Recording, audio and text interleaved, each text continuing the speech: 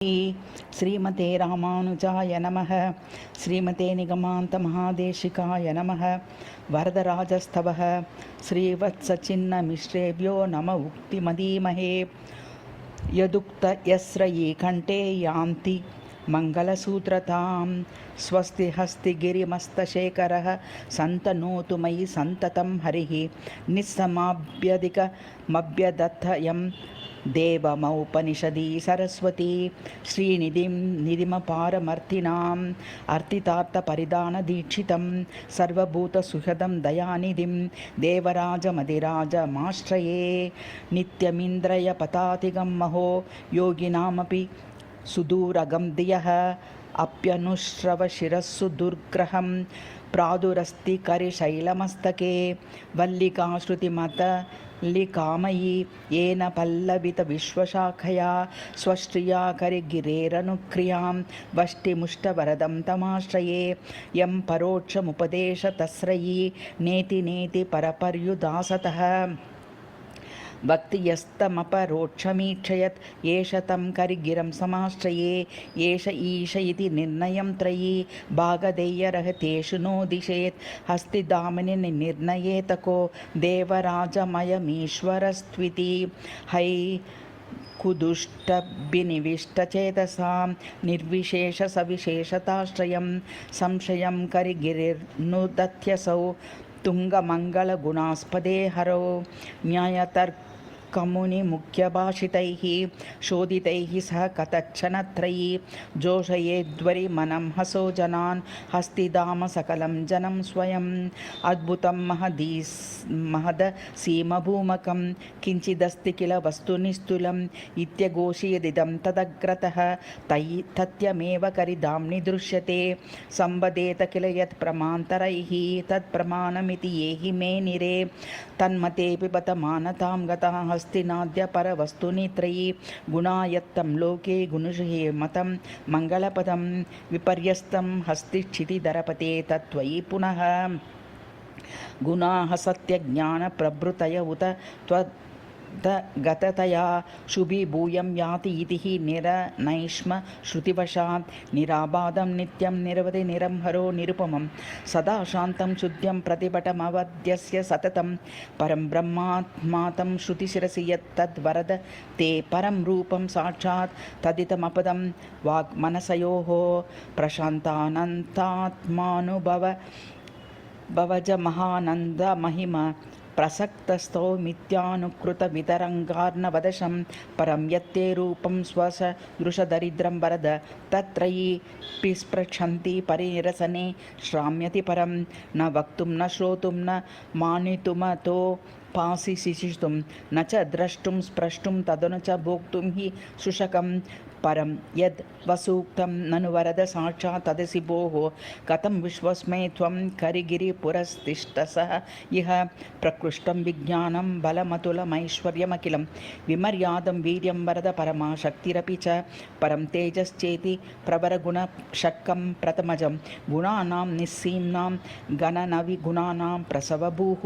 गुणैः षड्भिस्त्वेतैः प्रथमतरमूर्तिस्तव बभौ ततस्त्रिस्रस्तेषां त्रियुगयुगर्लैः त्रिभिरभुः। व्यवस्थाया चैषा ननु वरद साविष्कृतिवशात् भवान् सर्वत्रैव त्वगणितमहामङ्गलगुणः। यं वयूहि वै स्थितिरत किलेच्छाविह्यतये विभूतीनां मध्ये सुरनरतिरश्चामवतरन्।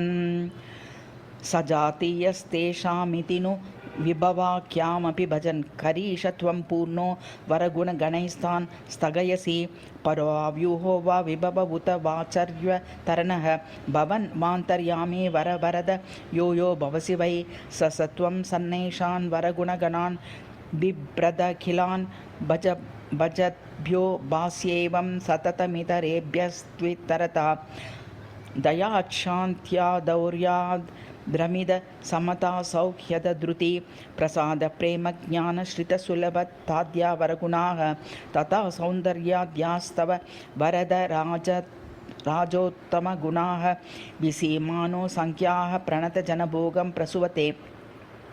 अनन्यादीनत्वं तव किल जगुर्वैदिकगिरः पराधीनं त्वां तु प्रणतपरतन्त्रं मनुमहे उपालभ्योऽयं भोः श्रयति बत सार्वज्ञमपि ते यतो दोषं भक्तेष्विह वरद नैवाकलयसि पाणिपादवदने क्षणशब्दैः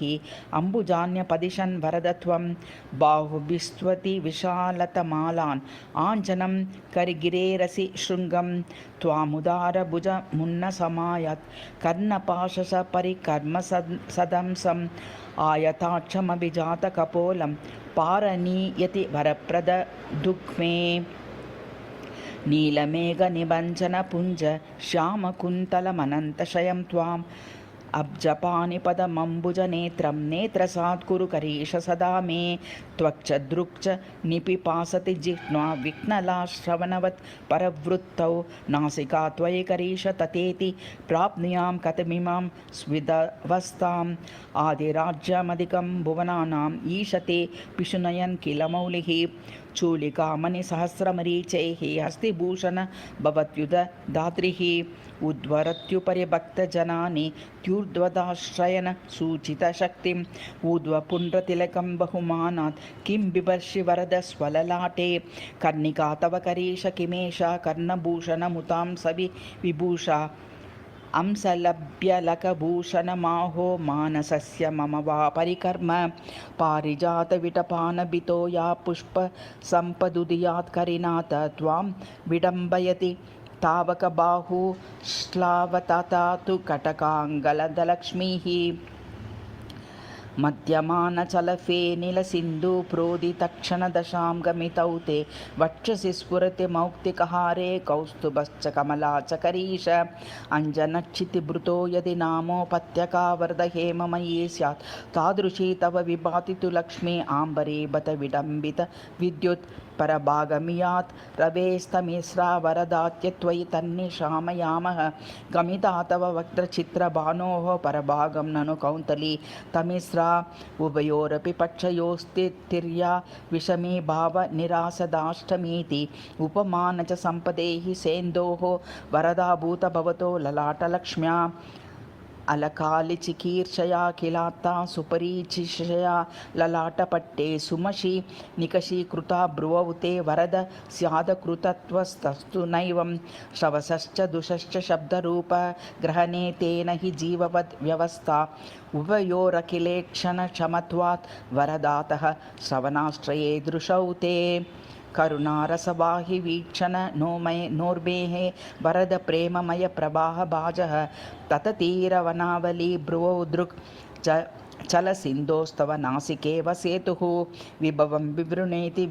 विस्तुनीते रुचमाविष्कुरुते कृपामपारम् अभिवर्षति हर्षमाद्रभावं तनुते ते वरदैष दुष्टिपातः अरुणाधरपल्लवे लसन्ति वरदासो द्विजचन्द्रचन्द्रिका ते अधिविद्रुवमस्तनिस्तिलाली रुचमाविष्कुरुते हि पुष्कराक्ष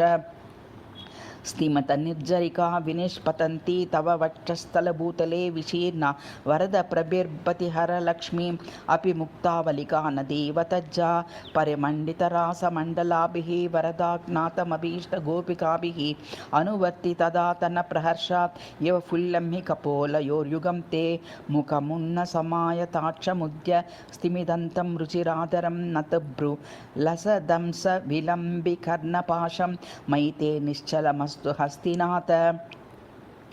पद्मायाः प्रणयरसात् समासजन्त्याः स्वं बाहुं सुबहुमतो भुजेन तेन कां नामान्वभवदहो दशां तदा त्वे कण्ठस्थे करिगिरिनाथ कम्बुकान्तः सायामादृतपरिणद्वयोद्वयो वा तादृशः स्फुटमत वा दिशश्च तस्रः चत्वारो वरदवरप्रदा स्वदीया भासान्ते भुजपरिगास्तमालनीलाः आश्लेषे वरदभुजास्तवेन्दिरायाः गोपीनामपि मतराभसबन्धने वा बन्दे वा मुदमधिकां यशोदयाहो सम्प्राप्तास्तव नवनीतमोषदोषात् सालीया इव वितपाः सपल्लवाग्राः कल्लोला इव जलदे सविद्रुमाग्राः भोगीन्द्रा इव च फणामणिद्ववक्त्राः भासान्ते वरदे भुजास्तवारुणाग्राः अम्बोदेहे स्वयमभिमन्थनं चकर्त चोनिग्रं पुनरविभिश्च सप्तरात्रं सप्तानां विवलयति स्म कण्ठमुष्णाम् अम्लानावरद तथापि पाणयस्ते रिङ्गातो व्रजसदनाङ्गनेषु किं ते गोयष्टिग्रहणवशान्नुगोपगोष्ठाम् आलम्बात् हयनय सूत्रतोत्रयोर्वा पाणीनां वरद तवारुणत्वमासीत्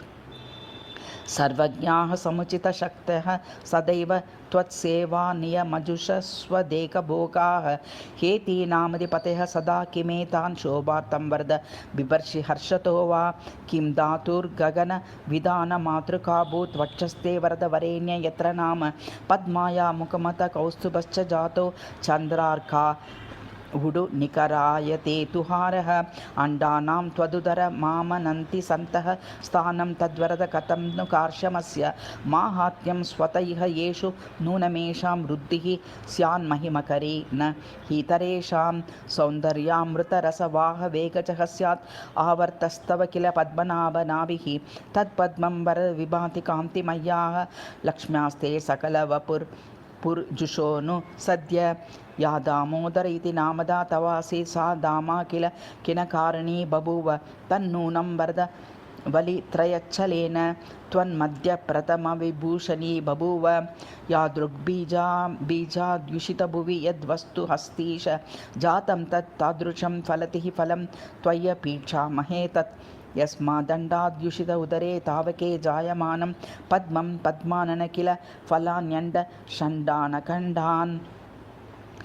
अग्ने यज्ञेश्वर किल जने क्वाप्यदर्शं विमर्शं विश्वाधीशः कथम इति तन्निर्णयं वर्णयामः व्यावक्रोशे नृषु समुदिता यानुपाश्चित्य तेऽपि ब्रह्माद्यास्ते वरद जनितास्तुन्दकन्दारविन्दे मुष्णन् कृष्णः प्रिय निजजनैर्जय हय्यङ्गवीनं दाम्ना भूम्ना वरदहि यया त्वं यशोदाकराभ्यां बद्धो बन्धक्षपणकरणीं तां किलाद्यापि मातुः प्रेम्णा गात्राभरण मुदरा बन्धनाख्यं बिभर्षि सौन्दर्याख्ये सरिदुरसि विस्तीर्य मध्यावरुद्धा स्थानालल्पत्वात् विषमगतिर्जावर्कर्ताबनाभिः प्राप्य प्राप्तप्रतिमजगनं विस्तृता हस्तिनाथ स्तोतो भेदं भजति भवतः पाददेशापदेशात् रम्भास्तम्भाः करिवरकराः कारभाः सारभाजः वेषाश्लेषाः अपि मरकतस्तम्भ मुख्यास्तुल्लाख्याः साम्यं सम्यक् वरद न ददुः सर्वमुर्वोस्त्वदूर्वोः न हौश्वर्यं ददति न तथा यौवनारम्भजुम्बाः याते गात्रे वरद जनिता कान्तिमय्यापगाभूत् तस्याः स्रोतोद्वितयामिह तयद् यादिपादप्रवादं तज्जातोद्वभ्रमि युगमि योद्भानुनि जानुनि ते स्यादुष्णोर्वा ककुदयुगलं यौवनैश्वर्यनाम्नोः प्रेम्णा ज्ञातुं करिगिरिशिरो दोमुखी भावपाचोः अग्रिद्वन्द्वाह्य कमलयोः दण्डकाण्डायमाने अद्रिस्पर्शोद्भव सुखत उत्कण्टके रोमहर्षात् दुष्टर्दृष्टिर्वरद किमलं लङ्घितुं जङ्गिकेते भक्तानां यद् वपुषि दहरं पंडितं पुण्डरीकं यच्चाम्लानं वरद सतताध्यासनाब्जम् आम्नायानं यदपि च शिरो यच्च मूर्धा शठारेः हस्त्यद्रेवा किमति सुखदं तेषु पादाब्जयोस्ते पद्मास्वयाङ्गुलिषु वरद प्रान्ततः कान्तिसिन्धोः वीची वीति विभवमुभयीष्वम्बसो लम्बितासु विन्दन्निन्दुः प्रतिफलनजां सम्पदं किं पदं ते छायाच्छन्ना नखविततितां लम्बितः शुम्बितः सन् शम्भोरम्भोरुहमुख सखा सन् सहाङ्कः शशाङ्कः कुर्वन् सेवां वरद विकलो वृत्तहीनः सुवक्रः त्वत्पादाब्जे प्रियमुख न कच्चनाश्रित्यं नित्यं सद्बुद्धो भूतु स तु दशगुणः पुष्कलो निष्कलङ्कः त्वत्पादाब्जे प्रजाता सुरसरिदभवत् प्राक् चतुर्था ततस्था स्वेकां दत्ते ध्रुवः सा त्रिभुवनमपुनात् स्त्रीन् पतो भावयन्ती तत्रैकाकं व्रजन्ती शिवयति तु शिवं सा पुनः सप्तदा भूत् ता स्वेका गां पुनाना वरद सगर जस्वर्ग सर्गं चकार परिजन परिबर्हा भूषणान्यायुधानि प्रवर गुणगणाश्च ज्ञानशक्त्यादयस्ते परमपद मताण्डान्यात्मदेहस्ततात्मा वरद सकलमेतत् संश्रितार्थं चकर्त अनाप्तं ह्यप्तव्यं न तव किल किञ्चिद् वरदते जगज्जन्मस्ते प्रलयविधयो दिवि लसितं तथापि चोदीयस्सुरनरकुलेष्वाश्रितजनान् समाश्लेष्टुं पेष्टुं तदसुखकृतां चावतरसि विवेकधियमेकतो ह्यभिनिवेशलेशो हरेत् महत् त्वभिनिवेशनं किमुत तन्महिमस्तव अहो विसदृशे जगत्यवतर्त पातार्दिक् निजं जननमुदच्छयन् वरदतं समाश्लेषकः संश्लेषे भजतां त्वरापरवशः कालेन संशोध्यतान् आनेय स्वपदे स्वसङ्गमकृतं सोढुं विलम्बं बत अच्छाम्यान् शमिनां वरो वरद सन्ननावतीर्णो भवेः किं नाम त्वमसंश्रितेषु वितरन् वेषं वृणीषे तु तान् वरद यदि न भुव्यवातरिष्यः श्रुतिविहितास्तुतोपपासनार्चनाद्याः कर्णपथविदूरगे सति विषयतानि कृताः किला भविष्यन् यदपराधसहस्रमजस्रजं त्वयि शरण्य हिरण्य उपावहत् वरद तेन चिरं त्वमविक्रयः विकृतिमर्भकनिर्भजनादगाः त्वामामनन्ति कवयः करुणामृताब्दे ज्ञानक्रियाभजनलभ्यमलभ्यमन्यैः एतेषु केन वरदोत्तरकोसलस्ताः पूर्वं सदूर्वमभजन्त हि जन्तवस्त्वां भवत्सु वात्सल्यवशात् समुत्सुकः प्रकाममात्रावतरेर्वरदप्रद भवेश्च तेषां सुलभोत किं त्विदं यदङ्गदाम्ना नेतः पुरारुदः नरसिंहतनुरगौणी समसमय समुद्भवश्च भक्तिगिरः स्तम्भे च सम्भवस्ते पिशुनयति परेशतां वरदः तापत्रयीमयदवानलदह्यमानं मुह्यन्तमन्तमवयन्तमनन्त नैव स्थातुं प्रयातु मुपयातु मनीषमीश हस्तीश दृष्ट्यमृतवृष्टिभिराभजयताः नानाविरुद्धविदिशासु दिशासु चाहो वन्दैर्मनोरथशतैर्युगपद्विकृष्टः त्वत्पादयोरनुदिस्तस्पृह एष सोऽहं न स्वस्ति हस्ति गिरिनाथ निशामयामि है निर्भयो रम्यविनयोऽसि यतस्त्वदङ्ग्रो लिप्सामलब्धवति चेतसि दुर्विनीते दुष्कर्मवर्म परिकर्मित एष सोऽहम् अग्रे वरप्रदत्तव प्रलपापि किञ्चित् सव्याधिरादिरवितुष्टिरनिष्टयोगः स्वाभीष्टभञ्जनममर्षकरो निकर्षः कृन्तन्ति सन्ततमिमानि मनोमदीयं हस्तीशन त्वदभिलाषनिधिप्रहानिः विद्वेषमानमदरागविलोभमोह द्याजानभूमिरहमत्र भवे निमज्जन् निर्द्वन्द्वनित्यनिरवध्य महागुणं त्वां हस्तीश कः श्रयितुमीप्सितुं वा पुत्रादयः कथममी मयि संस्थिते स्युः इत्यप्रतिक्रिया निरर्थकचिन्तनेन दूयेन तु स्वयमहं भवितास्मि कीदृक् इत्यस्ति हस्तिगिरिनाथ विमर्शलेशः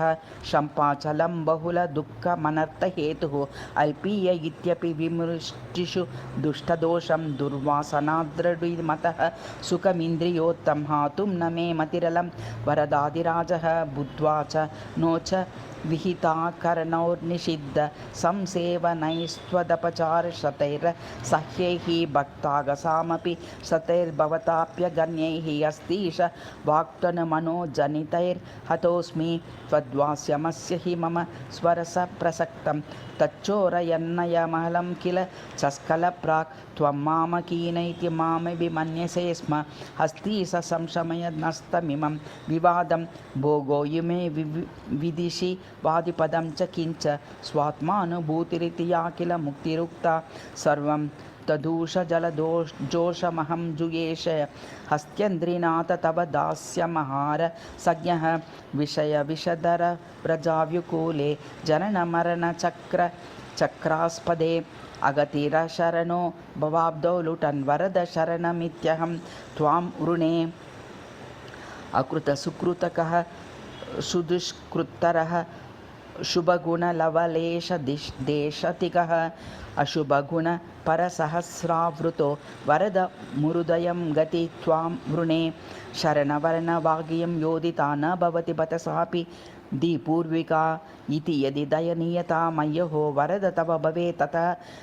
प्राणिमे निरवधिषु कृतेषु चागस्वहो मतिरनुशयिनी यदि स्यात् ततः वरद हि दयसे न संक्षेमहे निरनुशयधियो हताहै वयं शरणवर्णवागियं याद्य मे वरद तदधिकं न किञ्चिन्मम सुलभमभिमतार्थं साधनं तदयमवसरो दयायस्तव विषयिनी स्पृहा भूयासि तव तु चरणयोर्न साल्पामि मे वरद ननु भरस्तैव त्वं यदुत तव पदस्पृहा जन्म मे यमिह मतिरस्मदुज्जीवनी वरद तव खलु प्रसादादृते शरणमिति वचोऽपि मे नोदये त्वमसि मयि ततः प्रसादोन्मुखः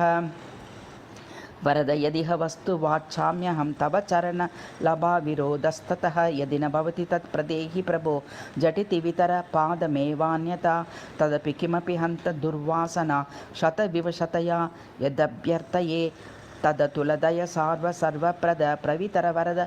क्षमाम्भोनिदे प्रियमितरदतापि वा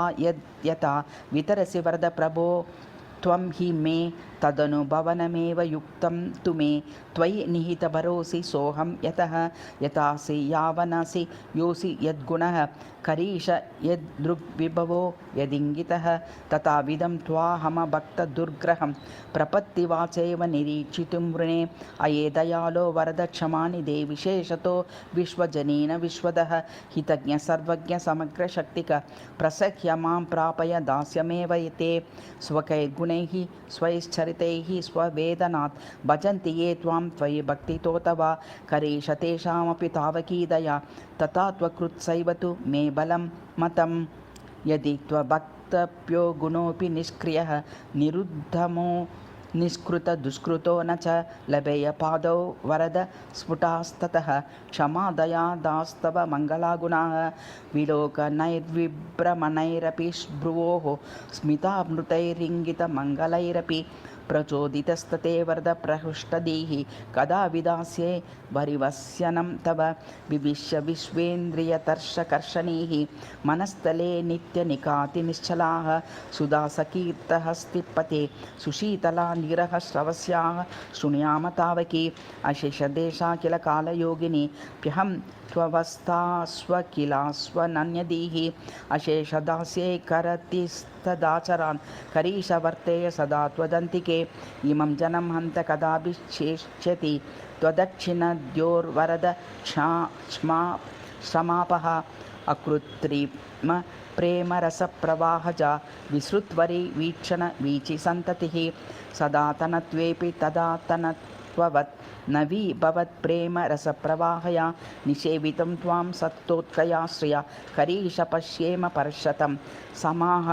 समाहितैः साधु सनन्दनादिभिः